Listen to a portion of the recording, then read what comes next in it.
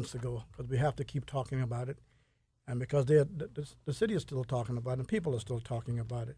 Now, we do know that Savannah is a diverse city, and but let's talk a little bit about the racial tension or factor in the city. Now, recently, and I'll still say it, I'll still stand on a stack of Bible and say this because this is what I believe. I believe that Savannah is not a racist city, but we do have pockets of racism here and there, which we have all over the United States. Right. We do have that, and we're still trying to work on that. A lot of people now coming together and saying that they want to work on that situation. Now, we probably wouldn't have known about this situation with City Council if it wasn't recently with the hiring of the city manager, because a lot of people I see on City Council, they come up and they smile and they give you that shake, that handshake and all this other stuff, and I would always thought there were just no racism nowhere. But after this, we can see it and the whole community can see it. We can't dodge or hide from it, so therefore now we just have to deal with it. You want to say something on that before we move to the next thing, and then I'll let Mr. Thornton come in. Okay, this city council and all of them that I've been a part of, I can tell you that we probably vote 99% of the time together.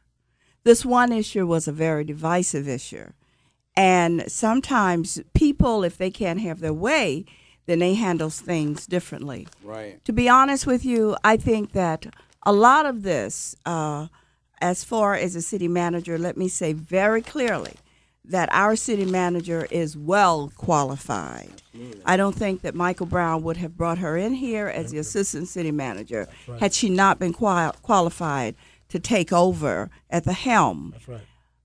People talk about the process that we use. All of us voted 100% to follow what we were going to do, and that is exactly what I did. I followed the process. Now, we had good candidates, and this was verified in the morning news by some of our white city council members, that any of the candidates that were in the pool could serve as mayor of our city, and I agree with that. But, when you ask me what happened, all I know is that we followed what we said we were going to do. Mayor Johnson provided tremendous leadership through this process. There were people that were trying to divide us as council members, but it did not happen. And the morning news, I must say, unfortunately, played a role in part of this when you have the divisiveness. Hopefully that is over, and we are working together. Now, everybody's saying that, the city is divided, the city is this, but what the city does not realize is, yes, we have a majority African-American city council. The school board has a majority white city council. They have voted along racial lines as well. Sure. Our school board, county commission, all of us have voted along racial lines. But that does not say that the city is divided. What it says is that sometimes some things get they continue to fester until people begin to take sides. But, yes, and then some people make their decisions based on whether or not they're on the TV or whatever. But I made my decisions based on what was right in this community.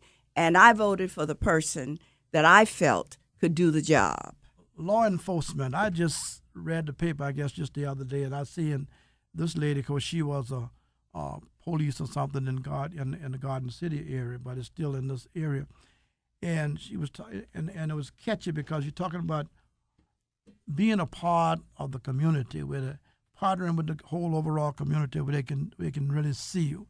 She did a good job by helping out somebody, and it dawned on me that, and we went back and did some research, and it dawned on me that if the police department, I think they're headed in that way, if they can partner with these community, and the community know the officers and they're around and stuff like this, that I think that we will be able to get a lot more done. People will start putting more trust in the police department and police officers.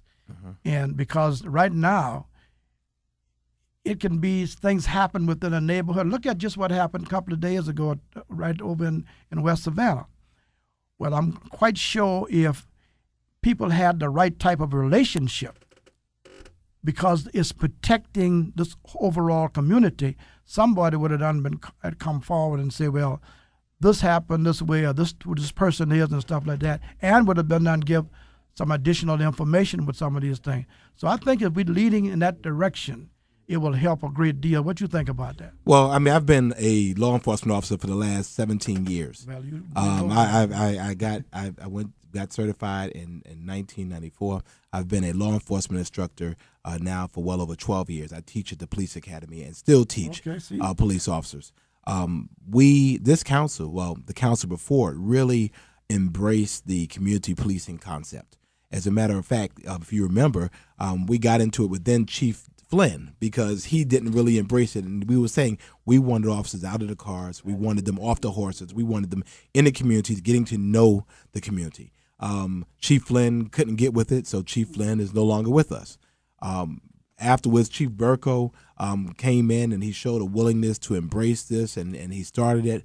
And certainly now Chief Lovett, as a product of this community, has definitely taken it to a new level. I point specifically to the juvenile officers that are in the precincts, in the community, interacting with the kids.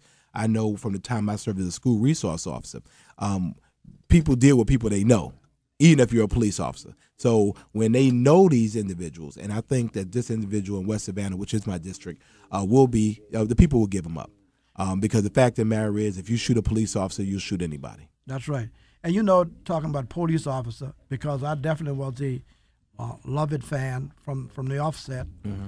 But after Brokaw got here and I met him, we had a personal relationship. A lot of people don't know this, but we had a personal relationship. We had each other's cell number and all this kind of thing, involved with conversation all the time. We did a lot of things together, and I liked the guy, but definitely Lovett are homebred and homegrown, and we know that he will definitely do us a good job. Well, and he certainly is, and so the fact of the matter is, we gave him the opportunity, and I think that he's doing fine. The morale of the officers are up, and despite of what the high-profile incidents, really crime is down. Mm-hmm. Okay, we got a couple of 3 more minutes. We got a caller here. We're going to take this call, and then caller, would you please state your name and ask the question? We appreciate you calling. Yes, my name is Ivan Cohen. Yes, sir. Good afternoon to you, Mr. Thornton, and to your guests. Good morning. And I hope your guests will be able to come next Saturday to our Juneteenth Festival in 38th Street Park to give a very generic outline of what he's talked about as far as the political system is concerned. I'll trust, and I'm going to listen to the rest of it.